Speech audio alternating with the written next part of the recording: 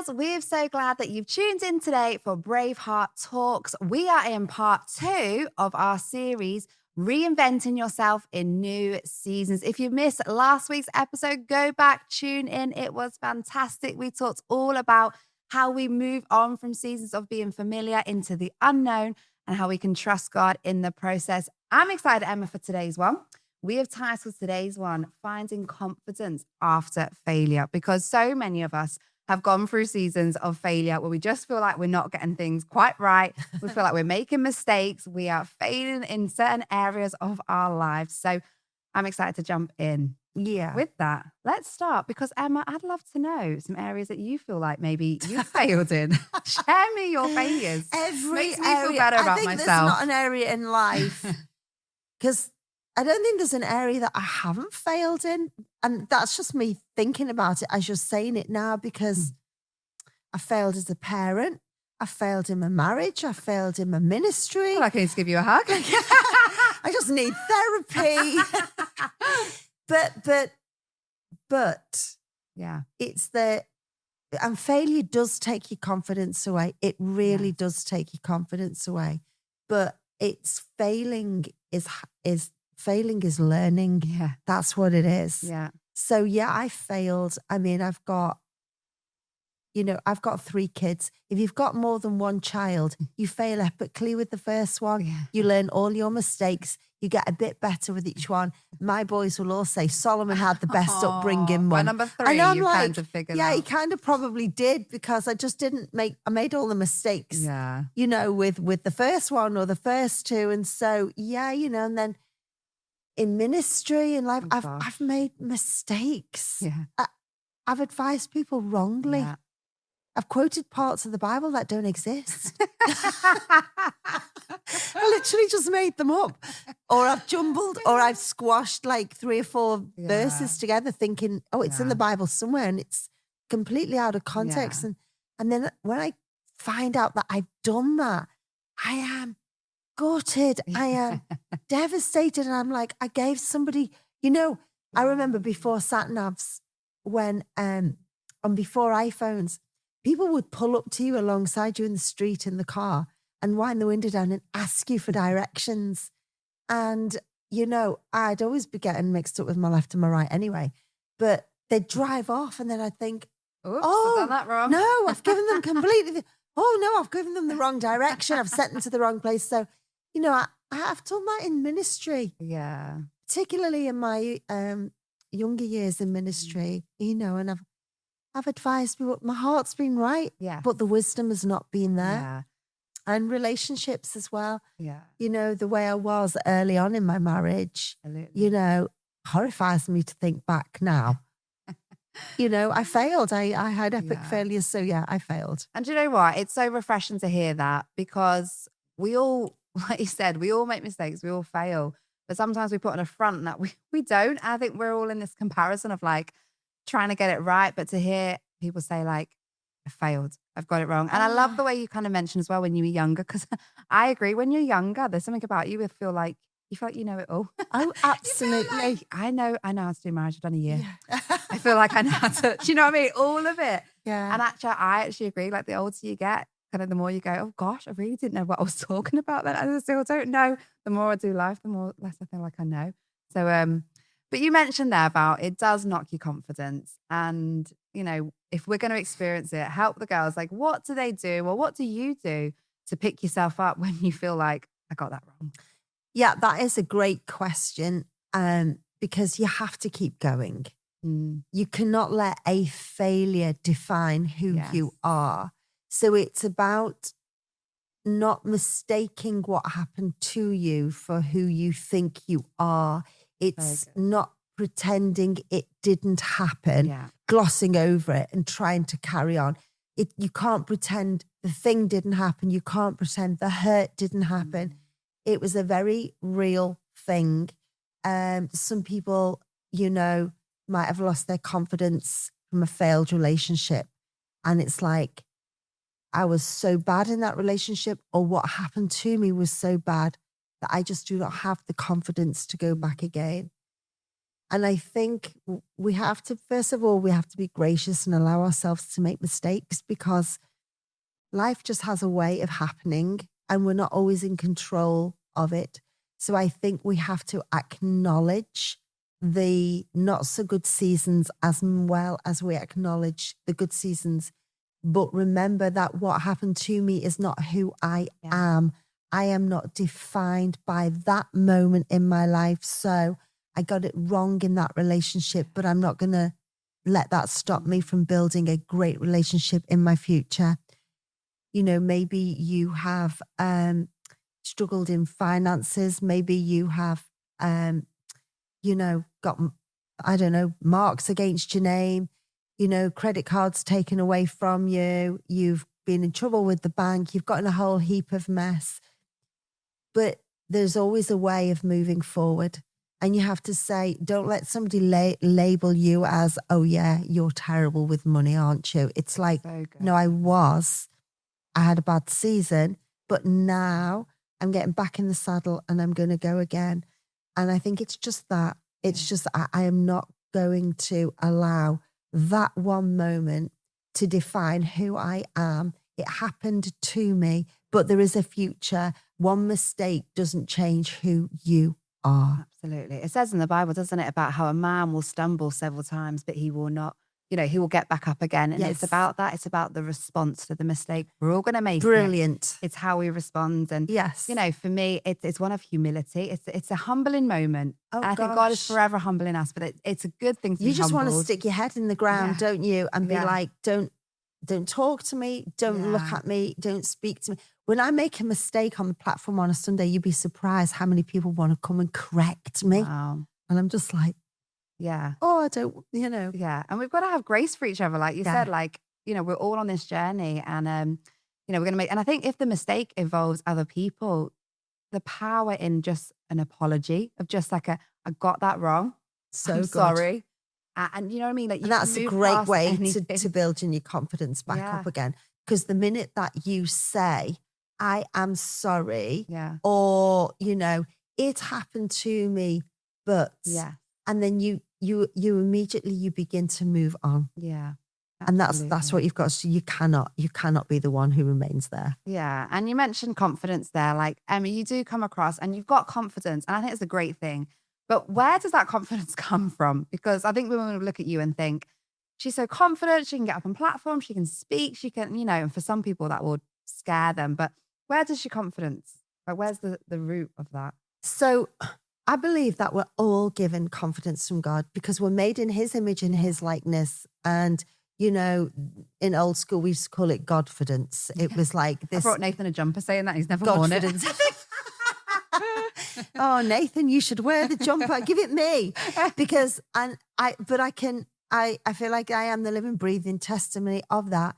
Because as a child, that is not who I was at all. I second guessed everything I did, everything I said. I was the follower. I was never the ringleader. I would never put myself forward for anything. I wouldn't put myself on a pedestal. I was never in the school assemblies or the shows or it like, but it was something that grew in me because it's something that God has put in you. Each and every one of us were tools that God wants to use in his hands. And we have to allow ourselves to be able to be pliable. And I think, you know, the old saying, it's not about how you get knocked down, it's how you get up again. And I really feel that sometimes when you've experienced enough of life and it's knocked you down time and time again, you get up that bit stronger every single time. You stand that bit taller. And then I'm in a season of life where I can literally look back over my life and go, but by the grace of God, here go I.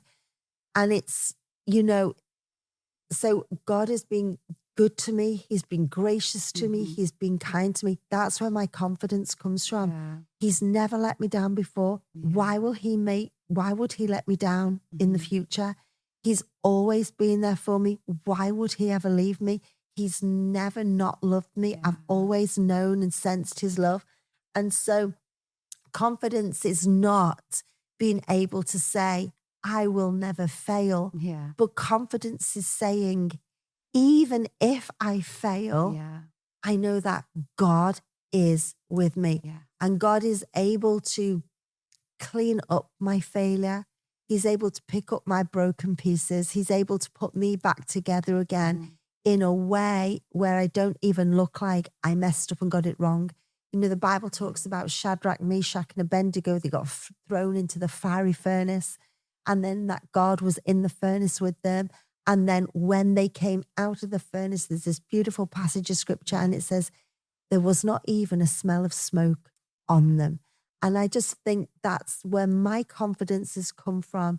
It's that I stand tall knowing who my Father is and what God's called me to do.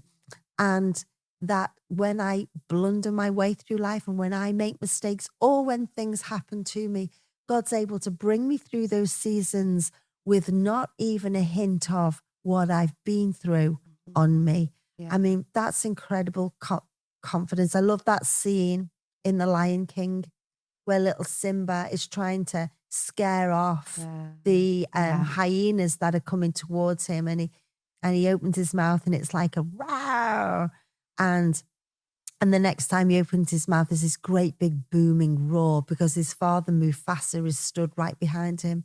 And I think in my mind that's how I walk through life. Is knowing that actually if I've got something to say, I'm saying it in the greatness of God. If I've got a room that I need to be in that I feel unsure that I should be in or feel inadequate, I have to go, God, you open the door and you put me in that room. If I'm going to get down and help the one person who's brokenhearted and I'm unsure if I've got the right words to say, I'll kneel down and I want to be on their level and I trust that as I open my mouth that God, you're going to speak through me. And so that for me is I know that if I do not right place God, that I just do not have confidence. And it's an important lesson to learn as well, Meg, that if I get involved in something, accept an invitation, get involved in a conversation, put myself in a room or an environment, and I do not feel equipped and I do not feel confident and I feel a little bit unsure, I've got to ask myself, am I supposed to be here? Am I supposed to be having this conversation with this person? Because if I don't feel that God is with me, the chances are I've got myself into something that I oughtn't have been involved in the first place. So, yeah. And, you know, we've got to have weakness because God cannot be glorified if we were all amazing at everything on our own ability. Like we have to be weak in areas that he can be strong. Like we've got to be vulnerable for him to be like, let me show you what I can do within you. And we'd never see his strength without our weakness. Yeah, absolutely. And I loved what you said about identity. I think when you know that you're a child of God, that he loves you, like I've always got a thing where whatever I do in life, I have to say to myself, this thing that I'm doing, whether it's a success or a failure, it's not going to change his love for me. So it helps you kind of go, well, I'm not going to be afraid of failing them because if I fail, he still loves me, you know? And if I'm successful, then he still loves me the same. He doesn't love me more. It's not a performance. So I think that kind of gives you permission to go, I'm going to take the step of faith and I might fail, but actually doesn't change his love for me. Absolutely. And I think it helped as well that way, like doing it all for the audience of God, not man. Because if you're getting up and you're trying to please man, the fail is going to feel big. The confidence should be, you know what? If you think about Peter and the disciples, you know, we say Peter was the walker. He walked on water and then he sunk. But he walked before he sunk. And everybody can major on the fact that, well, he sunk, but he was the only one that actually stepped out the boat and said, I'll have a go. And I think that God can work with that. I'll step out of the boat. I'll have a go. Like you're my confidence. You know, the thing with Peter is he took his eyes off Jesus, just momentarily took his eyes off Jesus. And it's the same with us. We're going to lose our confidence when we take our eyes off Jesus.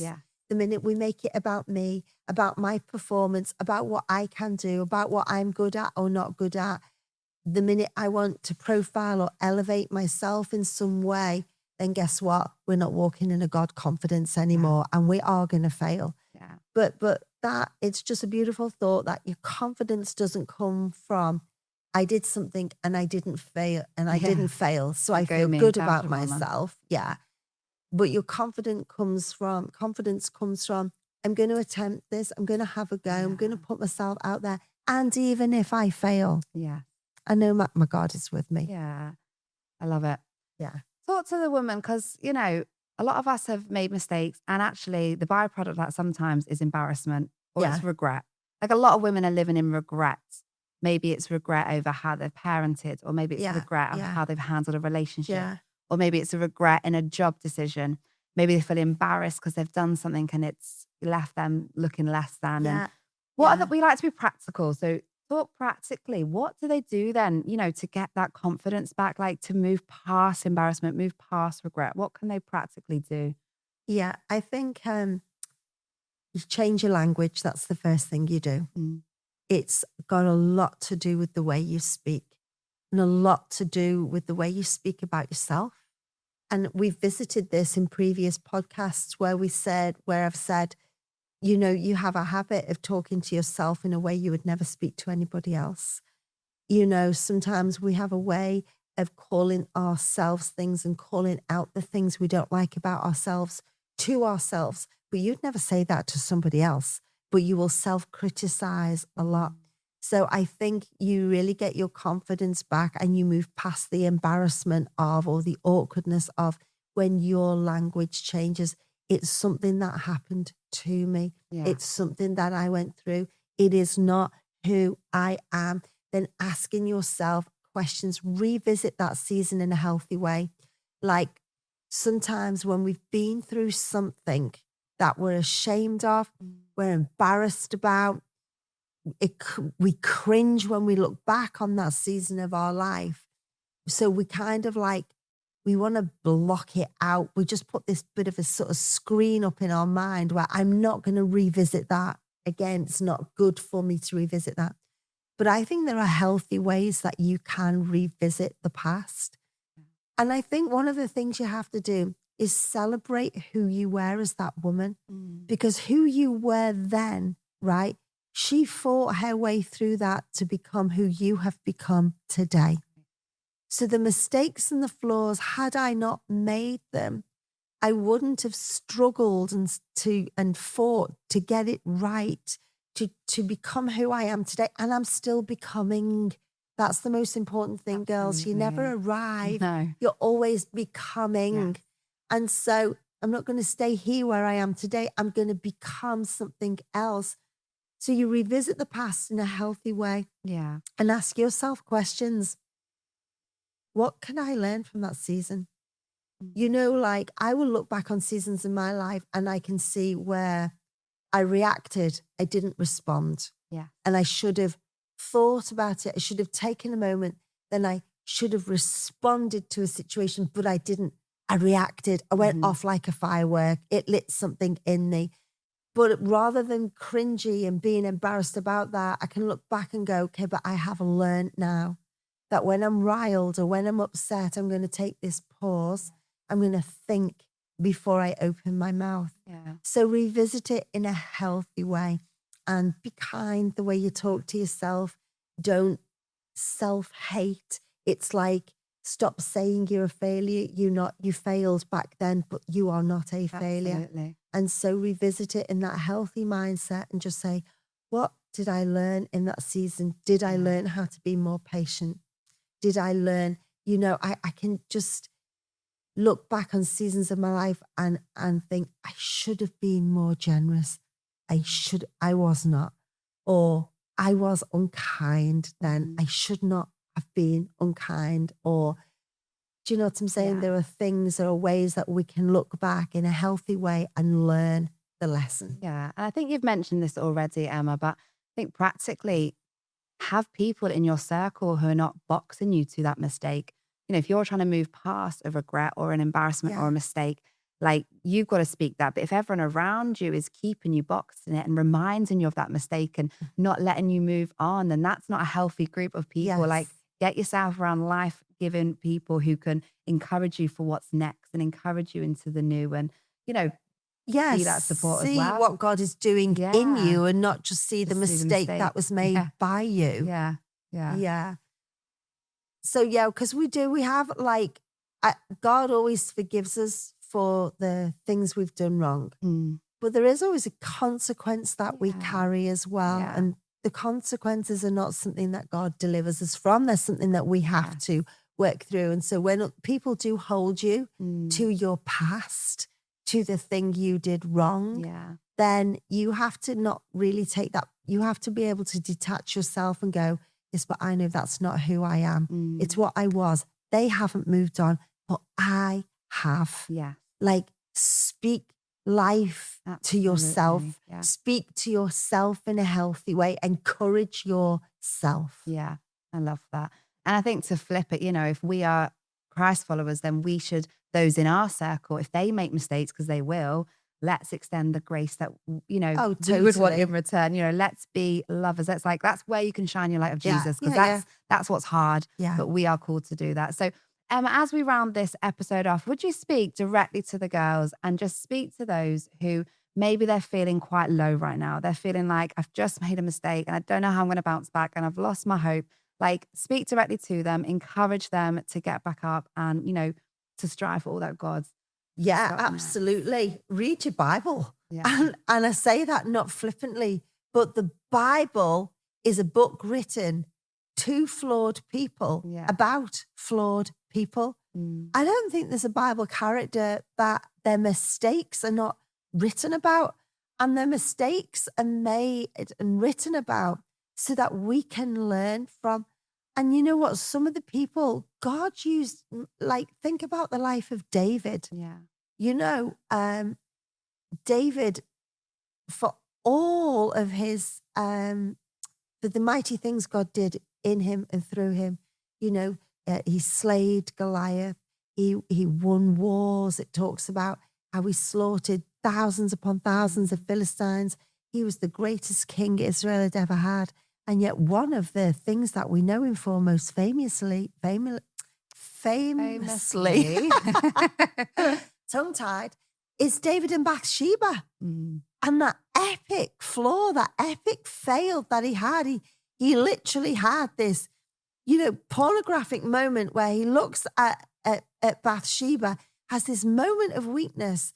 And the Bible talks about that in such a way. And it was a mistake that David made. And that could have completely knocked and lost his confidence, but it didn't. Yeah. It's like, as soon as David got his heart right with God again, the thing that I love about being in the kingdom of God, it's not like a game of snakes and ladders. So every time you hit a snake's head, you go all the way back down the board to the bottom, and you've got to start down there and go all the way. It's not like that in the kingdom of God. God will reinstate you and equip you better than where you fell off. And so we look at other people, we look at Noah and everything that Noah went through on the ark, the only family to be saved out of the entire world, the floods that came, the faithfulness of Noah, the 40 days, 40 nights on the ark, and that's for how long it rained for, never mind how long the floodwaters took to retract. And the first thing that happened when he came off this ark is he builds an altar to God, and he has this time of worship. He can't believe the miracles, signs and wonders he's just lived through. And then he gets drunk and falls asleep naked in his tent, and his two sons find him.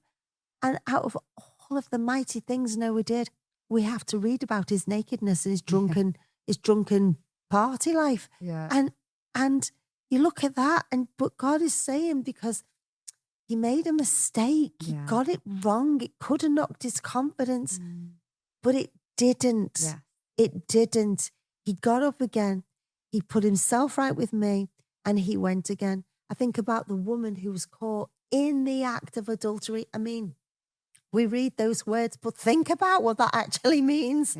In the act of adultery, it's horrendous. The most embarrassing thing somebody could be caught in, and she's dragged out. The guy's not dragged out, but the woman is dragged out. She's dragged out into, the town square with everybody. Like, she probably had no clothes on. it was just of being the most horrific, most embarrassing thing that she will have ever gone through. And Jesus was the one who got down on the floor next to her.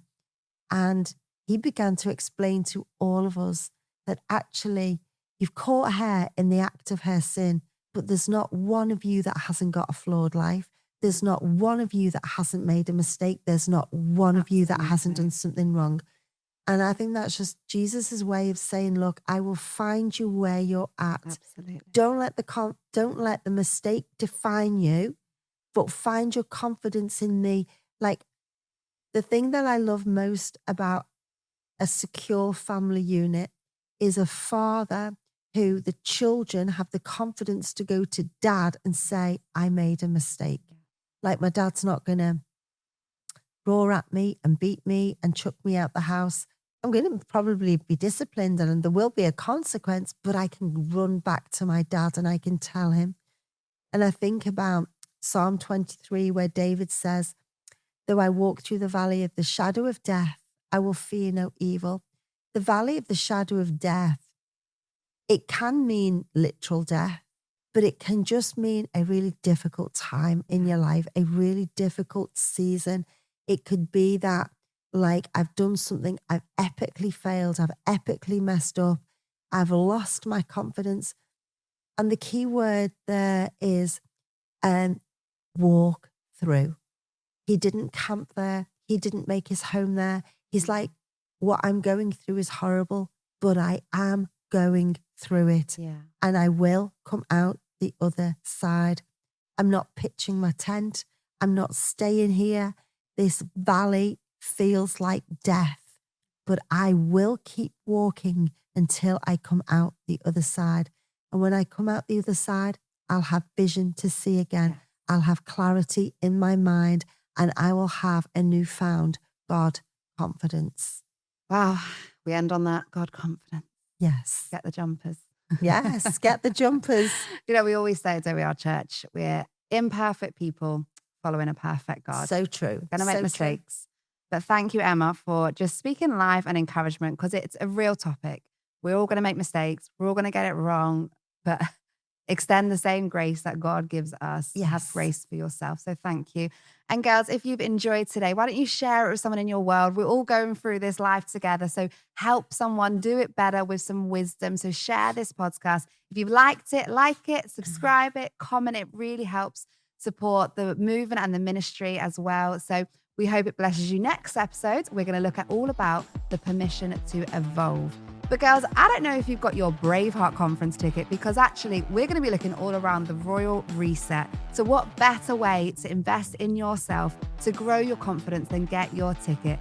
So girls, head to our website, braveheartconference.co.uk, to find out more and to get your ticket, because we want to see you in the arena in May.